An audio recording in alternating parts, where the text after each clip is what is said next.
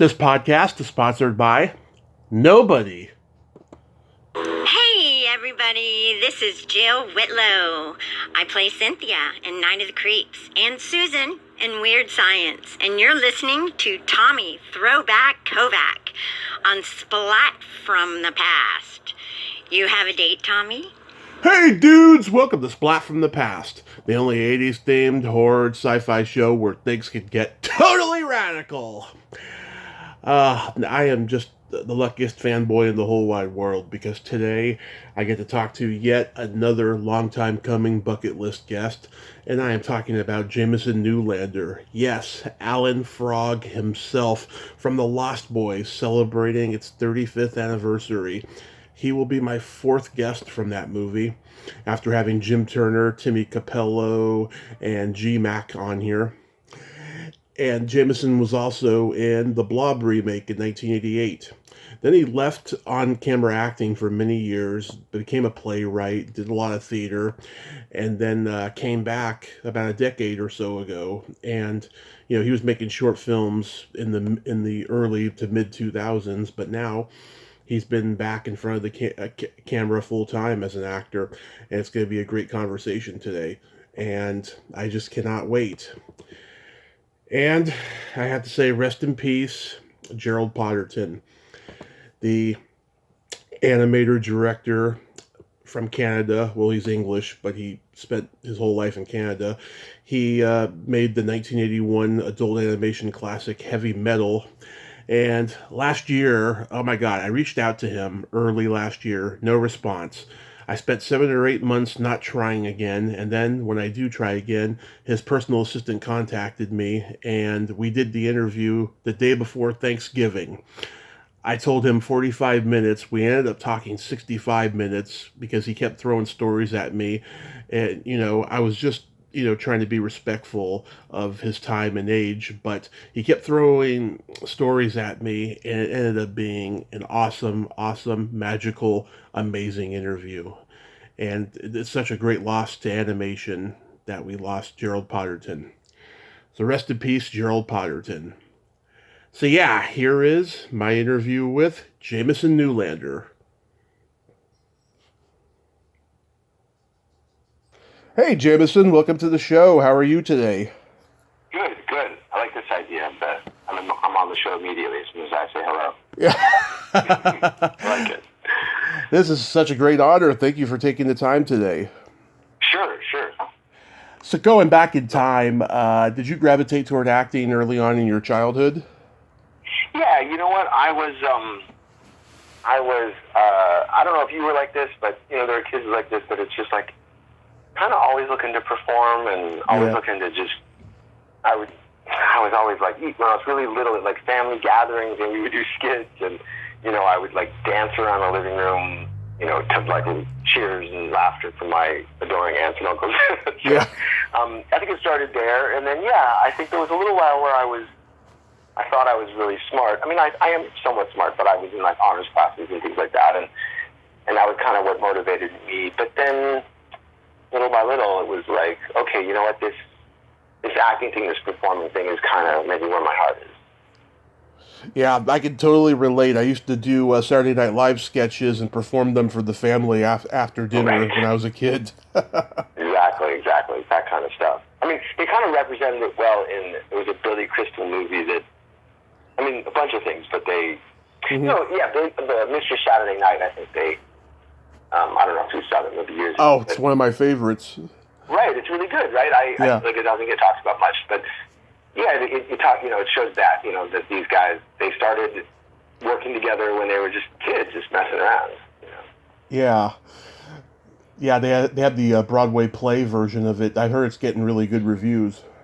Oh, that's cool. So that's having a new life. Is that going on right now? It's going on right now, yes. And I just connected with a cast member of the movie. Going to have her on soon, so. Pretty cool. Look at that. We're plugging it with, like, genuinely, not even trying. Yeah. It's pretty amazing. So did you do school plays and community theater? Yeah, I did. Let me see when it all, like, community theater earlier, and then the school plays really in junior high, middle school is where like, there weren't plays yet. It was just like spring sing, and so I sang like Lullaby at Broadway and a top hat, and cane and a white jacket, that kind of stuff, dramatic stuff like that. And then when I got to high school is when my high school was very serious about its drama department, and we were in shows, really from freshman year, but the really good shows, sophomore, junior, senior years when we got to do some pretty cool stuff. Yeah. Yeah, you went to Beverly Hills High, right? Yeah, that's right. Were you there the same time as Pauly Shore? You know what? I feel like, so when Pauly Shore started, really kind of busting out with making big movies and stuff, everybody was talking about it like we were there at the same time, and we might have been in different crowds, but I didn't know it. Yeah, because my friend Claudia Wells, who played Jennifer in Back to the Future, she was there with him. She was 2 years older, she told me. Yeah, and because the thing is, like, the drama kids were one thing. Not all of the film and TV kids were in drama. I mean, drama started to gain some credibility in my high school, but, we're still geeks. We're still considered geeks, yeah. by a lot of the school. I read that you had dyslexia, necrosis growing up. I can totally relate. I struggled with Asperger's and scoliosis, and I got bullied a lot. Did you get bullied too? Well, like, so the thing I had that you might be referring to, so like, yeah, you said dyslexia. There was like a little bit of that. That was minor, but I had leg braces for a thing called leg perthes, which was this. That's right. It's necrosis. Now they call it necrosis. That's right. Yeah. And that was rough. Yeah, I was in leg braces for 2 years, actually. Wow. What was that like? So, just to warn you, like, these days I get emotional. I'm sorry. Flow through it. No, it's okay. It's fine. It's like, I kind of enjoy it, because I've moved through it. I'm not like, I don't necessarily, dwell in it, but I say that because if I talk about it, I might just get momentarily emotional, which is that, that period of time was really framed, I think, really brilliantly by my parents, as a really, like, character building experience, and it really was. It was amazing, just kind of overcoming that. But it misses, and what I'm starting to kind of tap into is like, how tough it was. It was tough, Yeah, I honestly believe if you leave your disabled kids alone and just let them be who they will progress and exceed expectations. And that really worked in my case. I played football in high school, and no one ever thought I would, Yeah, that's fantastic. Exactly, that's great. Yeah. So people were like, you're not going to play it. Did they try and discourage you, and then you did it? Exactly, yeah. And it wasn't easy, but, I got through it, and I had fun. That's great. And, when I had like braces, and I can find that picture somewhere in the Beverly Hills Post, but I was in the newspaper for it. I took, I was like, I played Little League. I played baseball. Mm-hmm. And someone ran for me. Like, I couldn't run. I played in the field, but I could bat and I could play in the field. I had, my braces were like, I could move pretty well, but I couldn't run around the bases with them. And then, interestingly, the guy who ran for me usually was the Dal Sassoon's kid, Ilan Sassoon, who I don't even know these days, but yeah. Interestingly. Yeah. That's Beverly Hills for you. So, the first credit on your IMDb was Valerie Harper's sitcom, Valerie. Were you auditioning for stuff at the time and just happened to get that? Yeah, it's like, first of all, I'm thrilled to be talking about that stuff. Those were some early, just really exciting things, exciting gigs for me. Yeah, it's like, so at 14, my mom was dating an actor. My parents were divorced. My mom was dating an actor. Mm-hmm. And so we were sort of in tune with other families who had kids doing it or had other actors and stuff. So at some point, my mom's friend said, let me introduce you to this agent. You got a good look, And so I started auditioning, and I booked credit that's not on there because although Valerie I was Jamie Jameson for that too. But He convinced me to change my name to Jamie Jameson. It was more snappy, snappier than Jameson Newlander, and easier for me, to say. I mean, in all fairness, like it was a mouthful to say Jameson Newlander. Yeah. But so, and then when I booked that Valerie gig, it was so awesome. It was so awesome. It's like, I don't know if you've done that or if like your listeners have done that, but to be in a competitive field, competitive audition like that, for a role like that, the whole town wants that role, that I have. I mean, not the whole town, but the whole town at my level, people who want to break in and stuff. And I booked that gig, and it felt really good, and they were all really cool. Jason Bateman was really so nice, like from the beginning, and the other kids too, Danny Ponce and Jeremy Licht. And Valerie was incredibly sweet.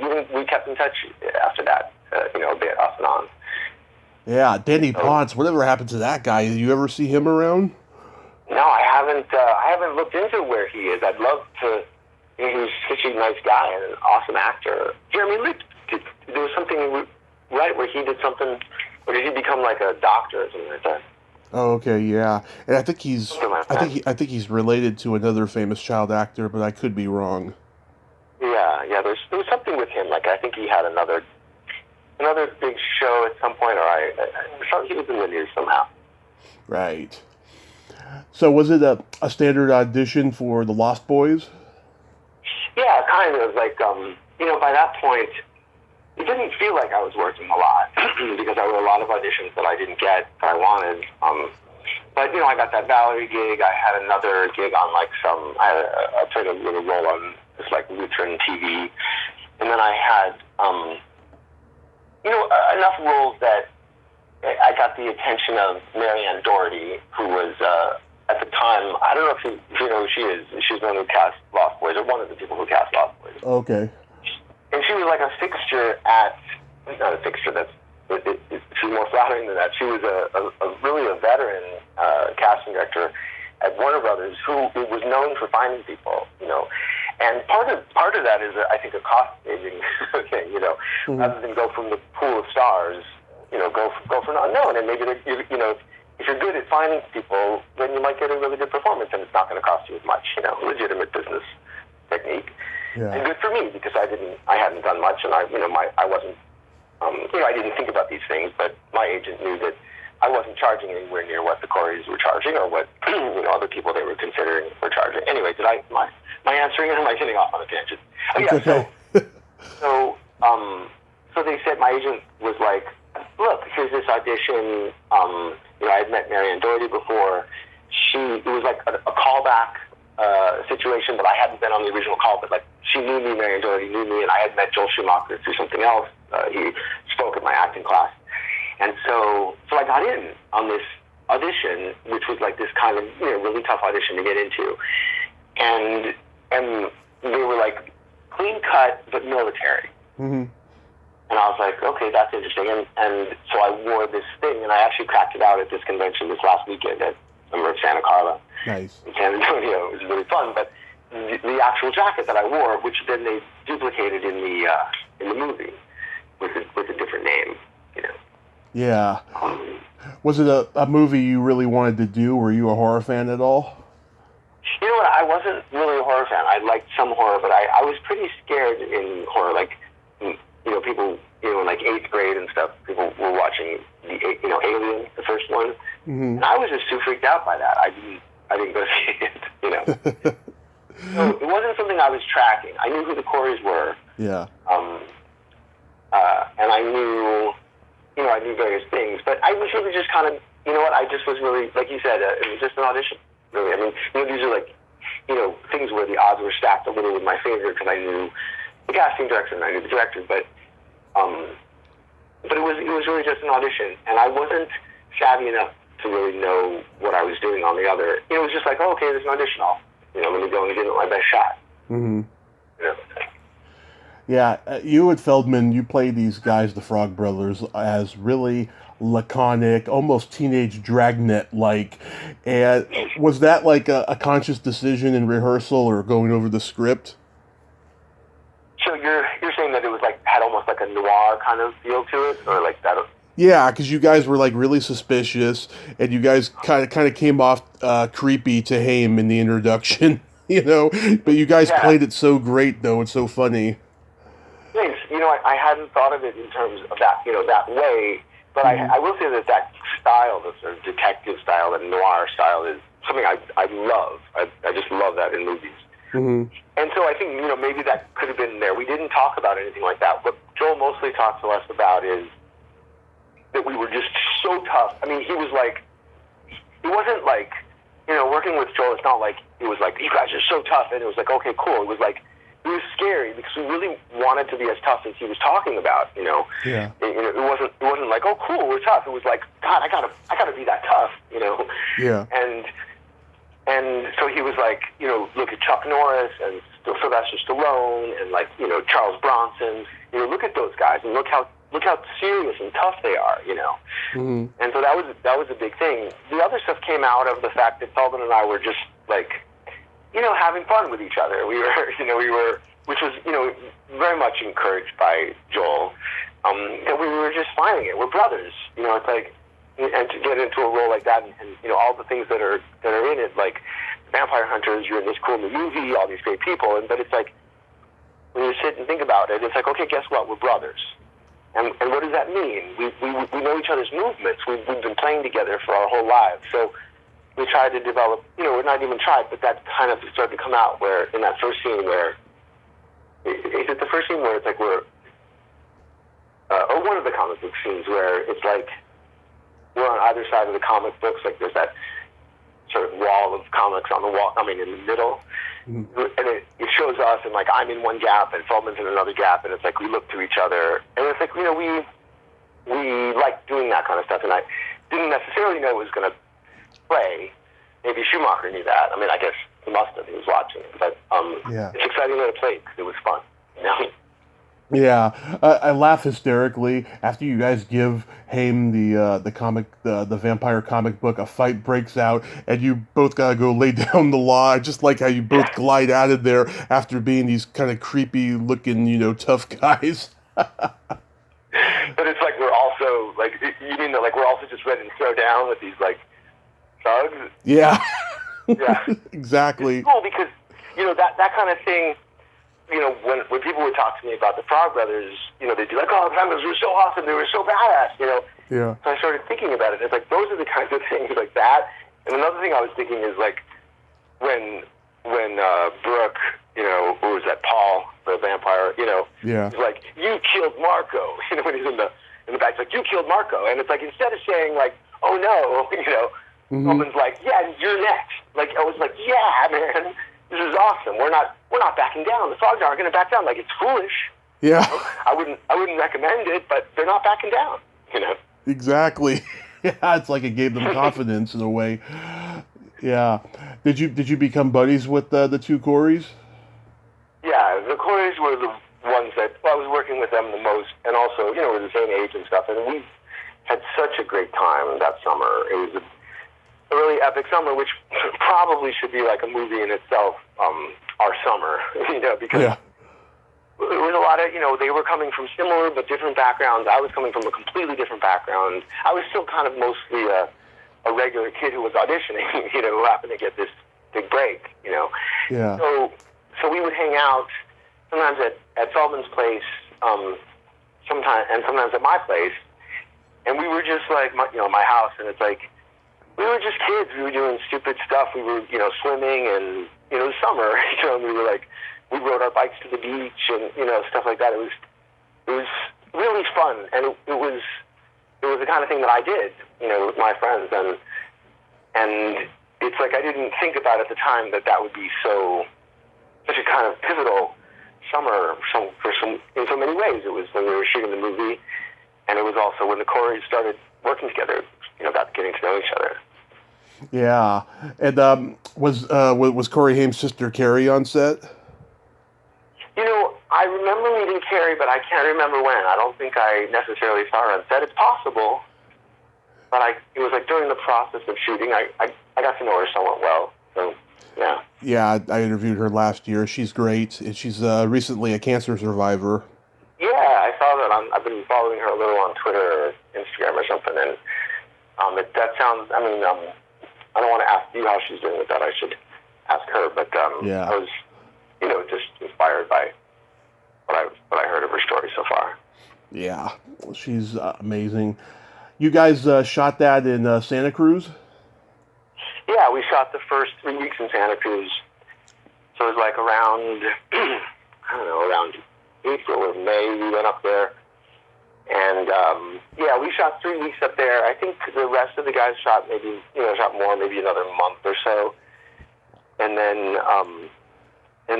there was a kind of a big break, I think, when Corey Haim had pneumonia or Kiefer busted his wrist on the bicycles or something like that. Oh, yeah? On the motorcycles. He it was like a little delay. They were doing some motorcycle stuff and he broke his wrist. But, and then, it was like there were little delays like that. And then we got back to the soundstage in Burbank and the entire Grandpa's house was rebuilt, like board for board, on the soundstage, which was really trippy and cool. Yeah, I'm born and raised in San Mateo, so I spent my whole life going up to Santa Cruz during the summertime. And nice. Yeah, that was an interesting year, 1987, because they had 3 movies that were shot up in Santa Cruz. They had Lost Boys, Back to the Beach, and Killer Clowns from Outer Space. Yeah, that's right. We should, I don't know, somehow there should be like a 1987 film festival up there with those 3 films or something. Or maybe even a documentary about it. Yeah, actually, that would be really cool. I bet there's a bit of footage to find. Yeah. Were you on set when Timmy Capello played I Still Believe? I was. It was a wild night. That was one of those times where where a few of us were like, this might be kind of a good movie. We all, of course, wanted it to be, but it's like, when you start seeing evidence of like, what the heck was this guy? All greased up, and the song's actually a really good song.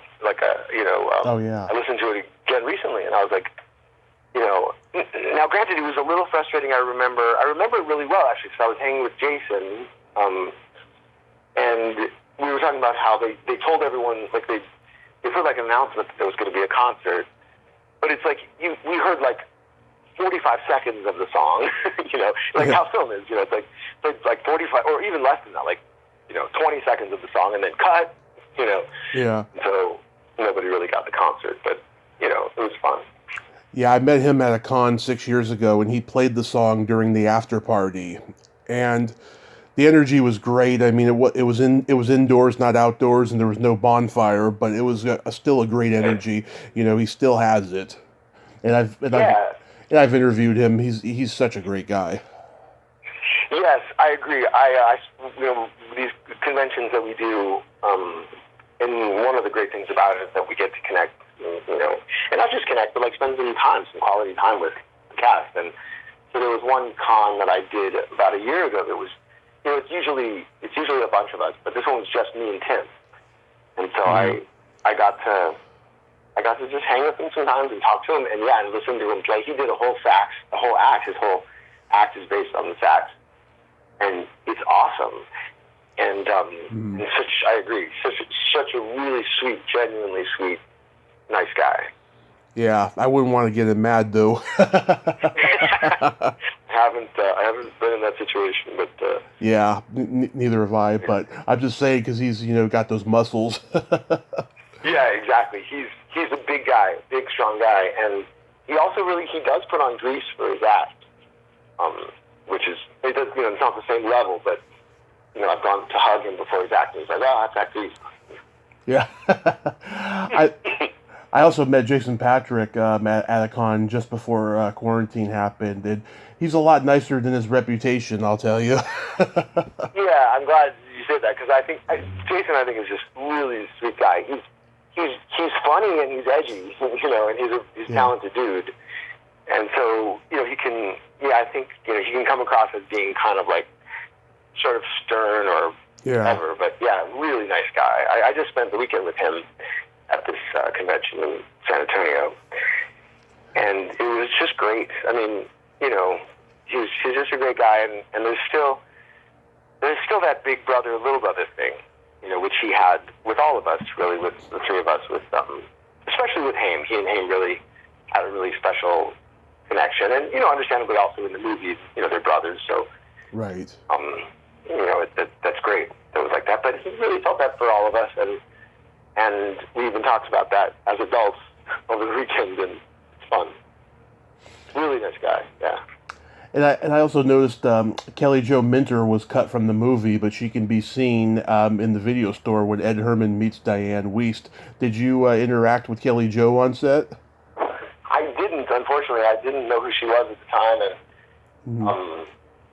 and I wasn't in that scene. In fact, for a long time, I was like, where is she?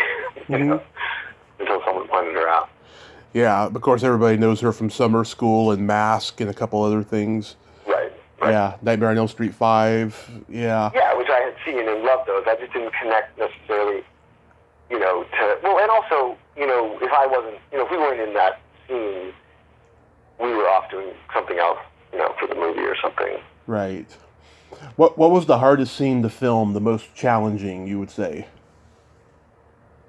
Cool, so I just was asked this question at this convention, and I, on the spot, kind of changed my perspective on it.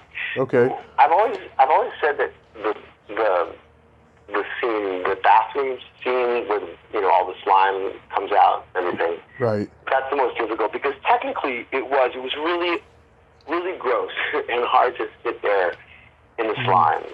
And so it was like one of those days on set where it's like we were sitting in that stuff, like in various states of sliminess, for hours, and it's like it's just gross, and that was really tough. But I amended because while that was difficult and gross, it's also like I also have to remember that those scenes, the comic book store scenes, there were some real scenes that required acting, and I wasn't. It's easy now to be like, oh, cool, yeah, I was on a song and everything, but I was nervous. I was nervous that because Joel wasn't playing around. He was awesome and really supportive and everything, but he wanted it. He needed it. He needed the performance he needed, and it was stressful and also really rewarding because I really liked, we all really liked how they came off, and so that's my new answer. What about the cave scene? Was that difficult at all? So it was all kind of difficult in the sense that there were various rooms in this cave. This cave was on set also. It was on the soundstage. They would move stuff around. I didn't quite know where things were. There was a lot of crawling through. We did even more than you saw, like crawling through tunnels, and there were like flies. I think it made it into the movie that there were flies. I was like, flies or whatever. Oh yeah, that's right. And then Feldman's like, flies with the undead go together like bullets and guns. That made it into the movie, right? I think so. Yeah, so it's like, that's cool and everything. Like, okay, flies in that shot, but they had to bring a whole bunch of flies to set, and it was on the soundstage. There were just flies everywhere, And so, was it difficult? No. I mean, I was happy to be there. I was grateful. I was on some level enjoying it. But yeah, those were tricky scenes. And then also, the vampires couldn't be in their contact lenses for more than like a half hour, 20 minutes or half hour, because they were so painful. I bet you've heard about that. Oh yes. Yeah. And so that was difficult too. Yeah, I'm old enough to remember the night The Lost Boys aired on HBO for the first time, and I remember being freaked out watching that movie with my brother, and when Marco gets staked, I had never seen anything like that before. That's cool to hear. Like, so was it felt different, like a new take?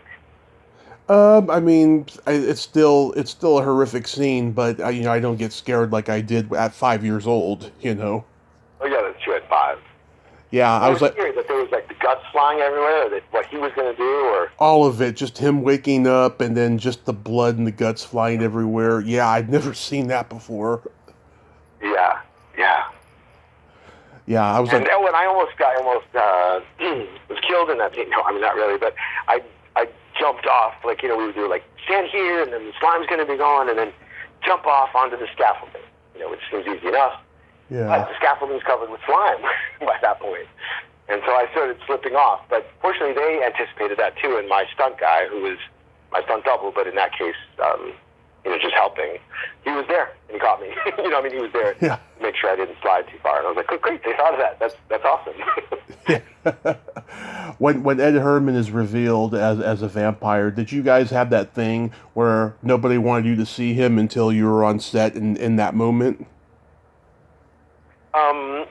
Not really, actually. They weren't secretive with us in that way. Okay. But it's also not like it wasn't as big as these days, like the Marvel movies, and they're secretive and about this and that and different. It's a much smaller crew, it's a much smaller production than they have these days. Yeah. So I think they weren't so concerned about it. It also, what I will say is that when Ed Herman came out in his vampire stuff, because it's like, you see someone like Billy Worth, and then you see him in vampire makeup, and you're like, wow, that's freaking scary and and trippy because it's him, but they just enhanced his features, Mm-hmm. And then when they did it to Ed, and it was like really kind of gross and scary, Yeah. I was a little freaked out for a few minutes looking at him. Yeah, I was the first time I saw it. What was Bernard Hughes like? Was he like making everybody laugh? He's so damn funny as the grandpa in this movie. Yeah, he was great. I mean, for me, being whatever I was, 15 or 16, mm-hmm. they were all kind of just older people, Yeah. Diane, even though Diane now was younger than I am now, Yeah. But, Diane, Ed, and Bernard Hughes were all just like the older crowd, and they were just so funny, and I just felt like so kind of in good hands. They were like veterans. They were, we heard stories of their, just different shoots they were on throughout their career and stuff, and it was really cool. Yeah, he was just really, really cool guy, as were Diane and Ed. Just really nice, really nurturing, parental, with us. It was very sweet. Yeah, so, some of Haim's best work is in this movie, I think. He's got so many great lines, like, my own brother, a shit-sucking vampire. Wait till I tell Mom. Yeah. Or when he's in the bubble bath, singing along to I Ain't Got a Home. Oh my God, that's so great. Oh, that was so brilliant. Was Richard Donner on set at all?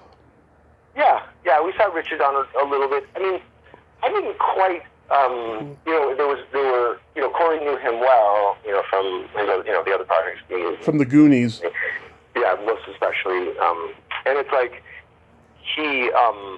there was one time where Corey was like, hey, let's go see Dick, Mm-hmm. And we went there, and it was cool, and he knew who I was. I didn't quite understand it all yet. I didn't understand that, of course, he's the producer. He approved me being in this role and is watching closely to make sure I'm doing a good job. I didn't think, not just that, but also that, that he loves me on some level as part of his cast. I didn't connect all that. I didn't know really what a producer was at the time, to say the truth. But it was cool. So I didn't get to know him that well. And then also he passed recently. I was talking to Corey about him, and I was like, well, I didn't know him that well. I mean, did he even really know who I was? And he was like, yeah, he really thought you were awesome. And, so he's in the category of, for me, where I wish I'd have reached out earlier, when I had a chance and they were alive, and was like, hey, it was good to be in your movie, and you know what I mean? Yeah. That's good, though. At least he liked you and believed in you, and that happened. Yeah. Yeah, it was nice to hear. When you guys did the sequel in 2010, what was that like? Was it just different? Yeah, I mean, first it was really exciting because, man, we've been talking about a sequel for such a long time, and, a lot of us feel, certainly for our careers, but also for the franchise, that they kind of missed, early, not doing one earlier. Mm-hmm. And so it was kind of exciting that it was happening, but it was also, because it was so different, it was a little bit frustrating, and they weren't even talking to Feldman at first. How Feldman ended up in a pretty big part in the second one. Right. and I think pivotal to it being a good movie, a good sequel, or at least being a legitimate sequel, So there was a lot surrounding that. It was really exciting. I actually think the movie was really good. I think they did a really nice job acting wise and stuff. I think it was a bit of a miss not to go bigger and not to go more central to the story, with the other characters. And I think I feel that independently of the fact that I've heard that a lot from fans. I don't know if I've been convinced of that, but so. Yeah, I'm such a Lost Boys purist. I didn't even watch it. Yeah, understandably. I mean, you're not gonna get as good as that original one, where that was just this moment where all these things came together, and it was this groundbreaking thing. You can't plan for that. You can't. A sequel, as good as it is, could never achieve that. Especially when you're kind of lowballing it a little bit. Exactly. So next you did Chuck Russell's remake of The Blob. Had you seen the original with Steve McQueen?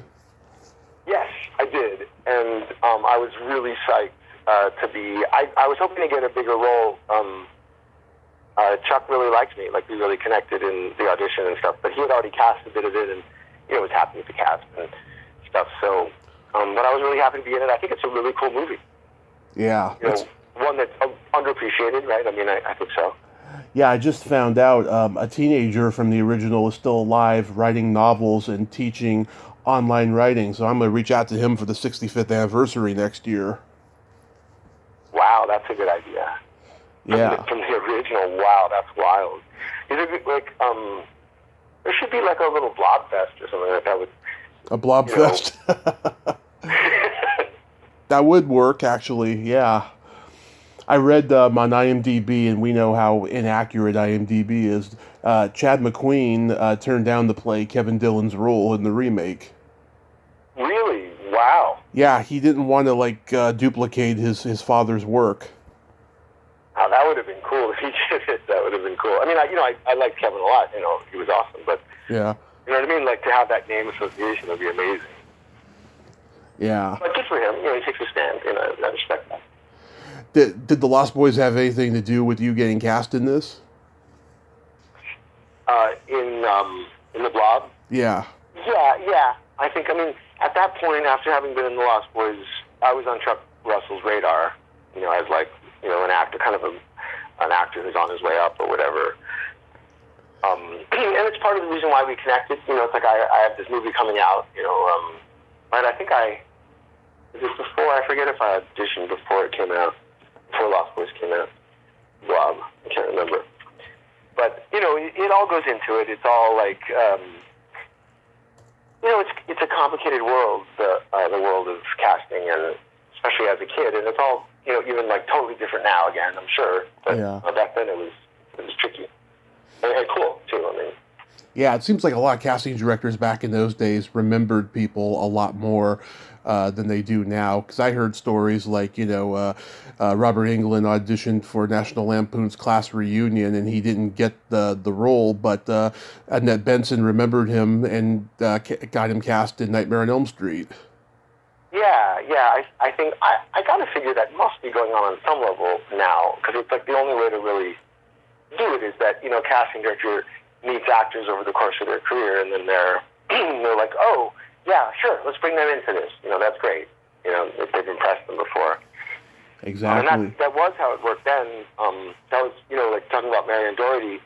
The reason she knew me is because I auditioned for this movie a few months earlier, and it didn't work out. They wanted someone who was over 18. They didn't have to do school on set and stuff. So it didn't work out, but she really liked me. So it was kind of like that.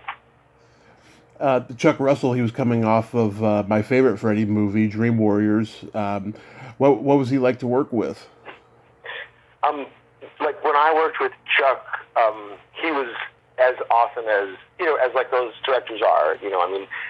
Schumacher, may have been a screamer at times, but he was awesome. He was really nurturing with the cast and everything, and that's how Chuck was also. Just really, really great, really sweet. What I needed as an actor, I didn't even have a big part, but he was just very, respectful of what, me trying to round out this character and stuff, and he was just, it was just really, really great. And in fact, I thought of him too because we're trying to put this, we're trying to put a Frog Brothers show together. Mm-hmm. I don't know if you've heard anything about that, but no. Yeah, me and Feldman are like, we're trying to do that because it makes sense, and we've been wanting to do it for a while. And it's like, it doesn't have to be a sequel; it can be like an offshoot, and maybe even a little darker, than the original, because whatever, or maybe even more comedic. I don't know, whatever it turns out to be. And I was thinking of a few people that I knew, who I wanted to go to and be like, hey, let's, join us here with this, and let's try and make this happen. And over this weekend, I was reminded of Chuck Russell. So, Chuck, if you're listening to this, I'm going to send you that project. How about working with Shawnee Smith? So, I didn't work with her that much directly on set. I was an admirer of her, both of her work and also of the fact that she was beautiful. Yeah. And that was pretty Still clear. is. What's that? Still is. Yeah, still is. Well, and that's the other thing is I got to hang with her. We were in Manchester a couple years ago with the Lost Boys cast. Like, it was the first time we did it, one with Jason and Alex, and Kiefer even was a part of it, just for a day. Mm-hmm. But and they were there too. There was a I think it was a soft thing. I don't think it didn't like. We didn't make a big deal about the fact we were two Blob people there, But I got to hang with her, and it was so great. It was more than I ever hung with her in '87, and she's so awesome. And yes, currently still beautiful and amazing. Yeah. Did you work with Beau Billingsley? Beau Billingsley. Very tall black man. I don't think so. I've interviewed him. He's a nice guy. Yeah, nice. And also the guy who played the pharmacist who died recently, Art LaFleur. Really? Yeah. Recently, I'm sorry to hear that, but you got the chance to talk to him? Yeah, and I met him once at a convention. He was walking around hoping not to get recognized because he was trying to, go to his table and stuff. Yeah, totally. Yeah, at the conventions, it's tricky exactly how to walk around. I've kind of learned from Feldman how Feldman does it, which is just walk around, not trying to not be seen, but moving around. If someone wants to stop and they want to get a quick autograph or a selfie, then Feldman will do that with people in a convention where not like, oh, come back to my table. Sometimes we have to do that because it all has to kind of go through a convention and stuff. But where possible, I think. Yeah. Selfie. How does it feel to have two horror movie characters that survived and didn't die in them? It's cool, but I'd love to play someone who gets killed. I'd love to do a scene like that. Yeah, I mean, and then 3 actually, Bone Tomahawk too. I wasn't. I don't know if you've seen that, but that's a movie I did recently. That it's still a relatively small part, but cool movie. I didn't see Bone Tomahawk yet, but you worked with Kurt Russell in that. Yeah, Kurt Russell is amazing. Yeah, that's got to be the one of the biggest career highlights for you because he's such a legend. Yeah, it was amazing, and also in that there's that one scene. It's the one scene that I was in that like Michael Pare was in it, and Sean Young was in it. Yeah. A bunch of other big, and of course Matthew Fox was in it also. There are all these big stars, and it was like one day where it was like everybody was like, wow, cool. And the cool thing is that these stars who I loved, some of them were like, you were in Lost Boys, that's awesome. You know what I mean? Like, they were excited about that, which is neat. But so after you did the Blob, I mean, you graduate high school, you attend NYU, you continue in theater, then you write an award-winning play called Remember This, which had a run in Louisville. Why Louisville, of all places? So there's this theater in Louisville called Actors Theater of Louisville. Mm-hmm. They're known for covering new plays, and I was in New York, and a bunch of people that I knew became part of this, the Apprentice acting company there. Mm-hmm. Which was just like, we were younger people, we didn't, we had some shows, we also, it was a really amazing experience. And and I submitted a play while I was down there, and had a nice little run. It was amazing, and it really kind of kicked off my feeling like I was allowed to be a writer. I've been writing as long as I was acting, but I just sort of thought it was like stuff I did just for fun, kind of, Yeah. So what would you say is the difference between screenwriting and playwriting? Because it's definitely a different style. Yeah. So, and I'm certainly no expert because there's people that are much more successful than me at either or both. Mm-hmm. But I think that for me, what's exciting about theater is that we have the opportunity to see these scenes. We have the opportunity to really see these people working this out in front of us. And so that's the focus in my preference, I think, generally when I go to theater, is that I really want to get into the nitty-gritty of these relationships. And I want this dialogue to drive things. Like we should be able to go, in a play, like theoretically we can go the whole play with just watching two people and let the dialogue flow. I mean, that's an extreme example. See, plays do much better with yeah. scenes, or only some plays can effectively be one scene. But you know what I mean? That's what I feel. And then with screenwriting, it's kind of about the opportunity that you can really go anywhere and do anything, and get into not just the relationships, but the relationship of these people to their environment and to all kinds of different things like that. Mm-hmm. Is that how about you? What do you think of that? What do you think of those differences? I would definitely agree. I've been writing screenplays since I was 12. I've never written a play, but I do want to. I have an idea for one, but I really need to read a play in order to see the format of it in order to do it. Yeah, or go see more. Go see some with that idea, because they're meant to be seen. Plays are hard to read, in my opinion.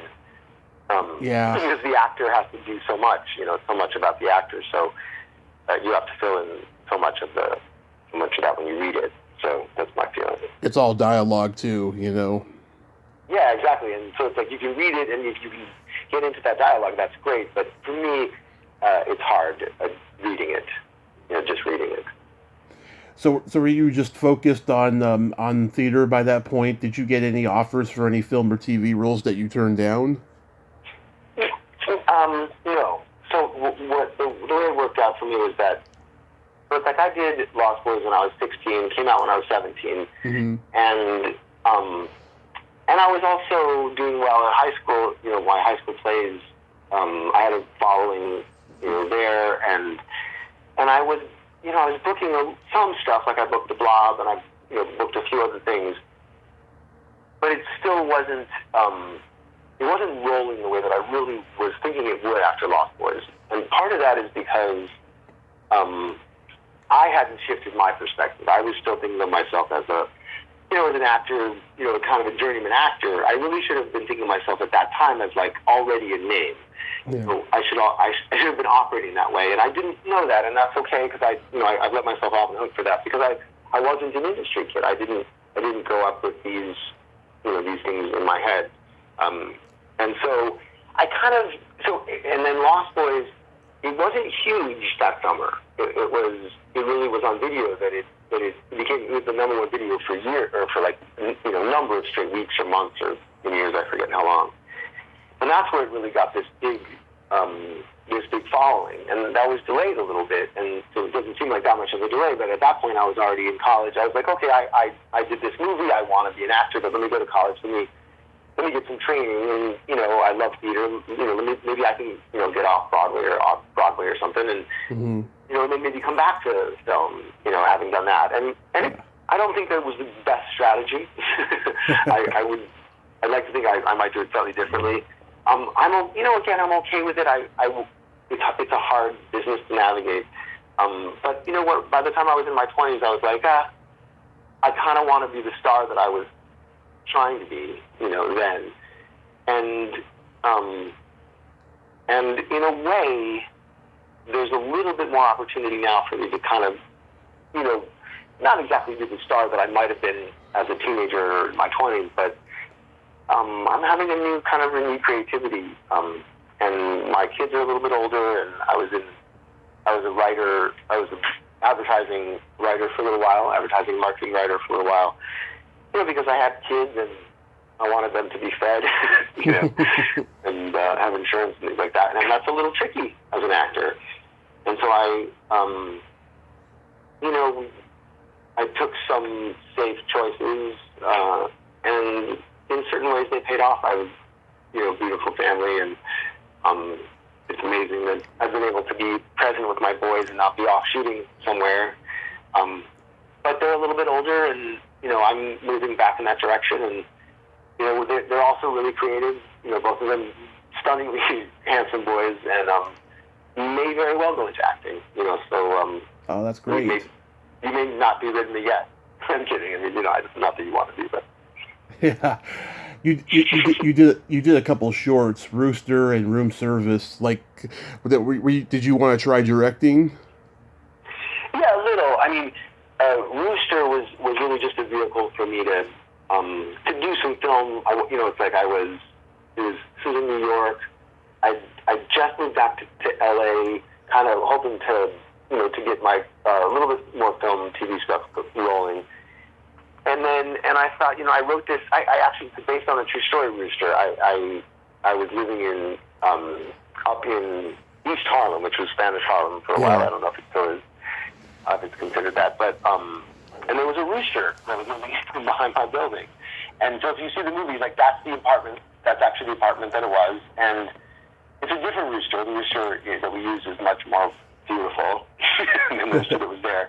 But it was hard. It crowed every morning. And so I made it into a movie. And that one was less about directing. I actually was working with someone who was the director. Steve Danziger on set was the director. It's just that I sort of ended up having to be in the director role overall, because I was overseeing production and post-production and all that.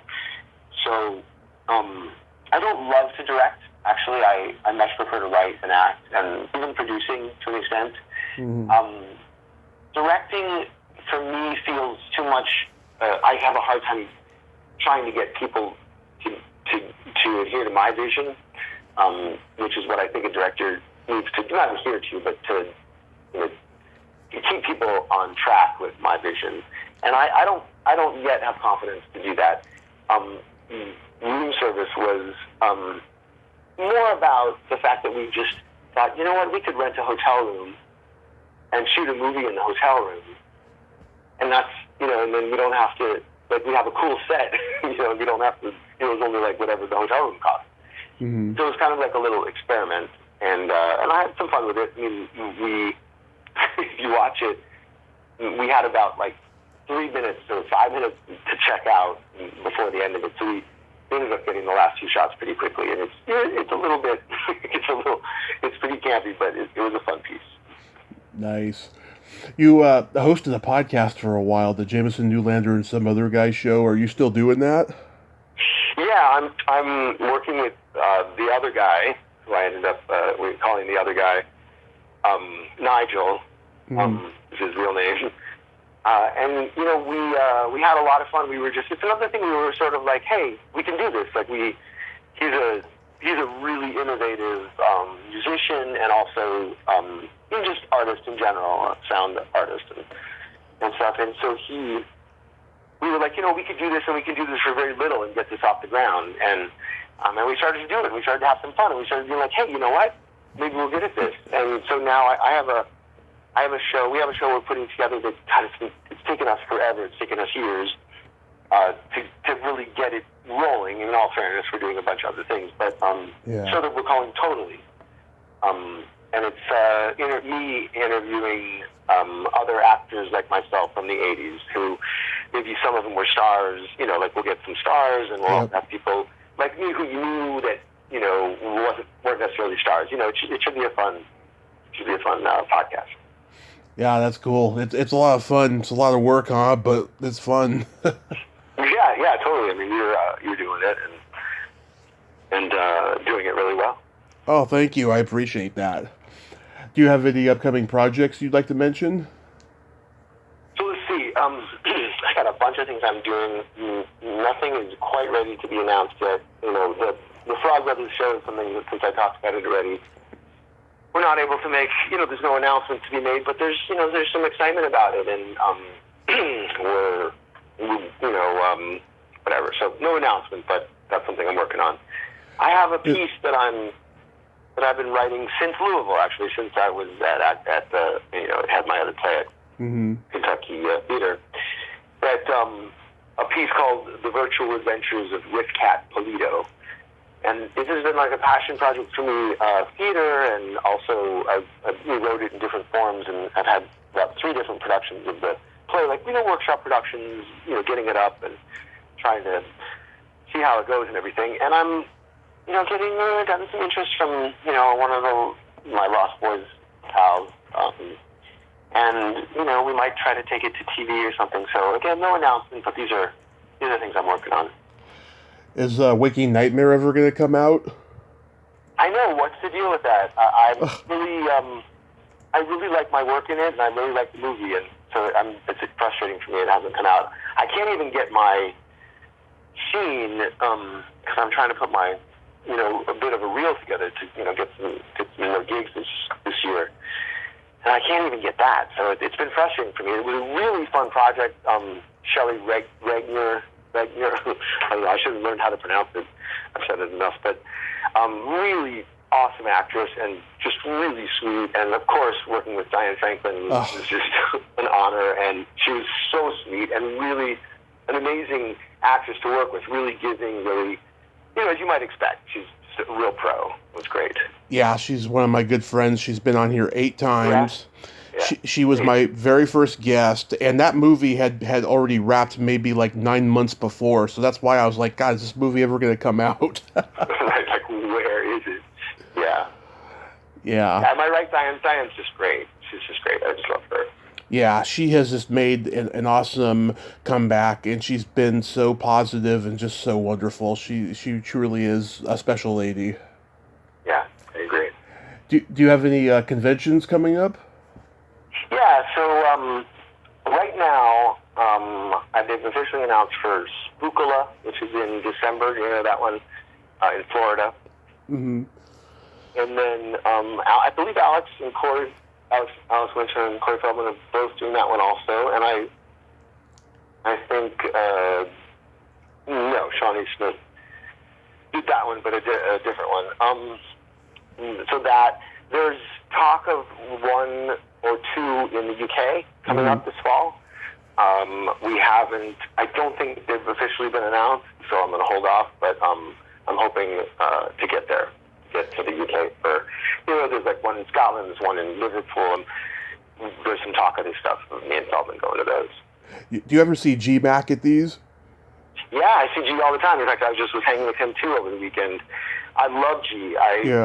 He started doing conventions with us, it was like we had like this, me and Brooke and Billy and Chance, we were doing conventions, and Corey Haim, we were doing conventions, and then when G joined, then it's like all of a sudden we had music. We had music as part of it, because he still really does an amazing Cry Little Sister. It sounds great.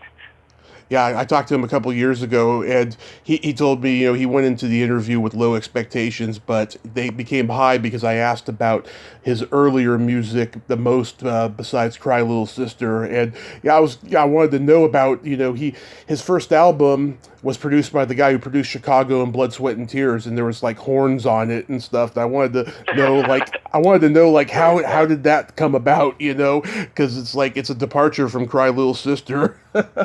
Yeah, but he's really versatile, and he was a studio musician too, I think, for a while. Yeah. So, he's played a bunch of stuff and played with a lot of great artists and stuff. It's always a treat. I mean, when we go to these conventions with G, just hearing about all that, because it's like, that's not my world. The music world isn't my world, but it intersects with Lost Boys, And so it's just cool. He's got a lot of cool stories, and it's also great to hear, when you talk to him, the story of how how the movie got into how the music got into the movie, to Lost Boys. Oh yeah. Do you ever see Chance Michael Corbett? I do, but let me just say one thing thing. I should got to roll in a couple of minutes. I got to go get my kids. Same here, yeah. So, but I will. Let me just finish with or at least we can do a couple more minutes. Okay. Yeah, Chance was one of the early people that we were doing conventions with. I forgot to mention him, but he was until recently because he has a successful business that is he needs to be in town on the weekends a lot. Mm-hmm. That's kind of, and so he has a hard time getting out to conventions lately. But yeah, there was a while where he would do it with us. We went to Europe together and a bunch of different places. And he's awesome. Chance is just great. He's a good friend. Yeah, I gotta reach out to him. That would be great. So, Jameson, thank you so much for taking the time today. I hope I get to meet you at a con someday. Yeah, I would love that. It was really awesome to talk to you, and I agree with you. I think I got respect for you as an interviewer. You seem to know your stuff, and I enjoyed this talk a lot. Oh, I appreciate it. I enjoyed it thoroughly. So you enjoy the rest of your summer, have fun at the cons, and I'll keep an eye out for the new movies. Yeah, totally. And reach out if you're like, as some of these cons approach, if you want to, or like as I have stuff that, I'm announcing and stuff, feel free to reach out and we can talk about it again. Absolutely. You have yourself a great day and be safe out there. Thanks, you too. Thank you. Bye-bye. Later. Bye. Well, there you have it. Jameson Newlander. Oh my God, what a mensch, huh? I've been blessed this week. 2 mentions, Jonathan Schmock and then Jameson Newlander. What a great guy. 2 great guys I've had this week. Oh, I am just so blessed. So blessed. So blessed. Well, until next time, this is Tommy Throwback Kovac saying, there's no shame in living in the past because the present sucks. Later, dudes.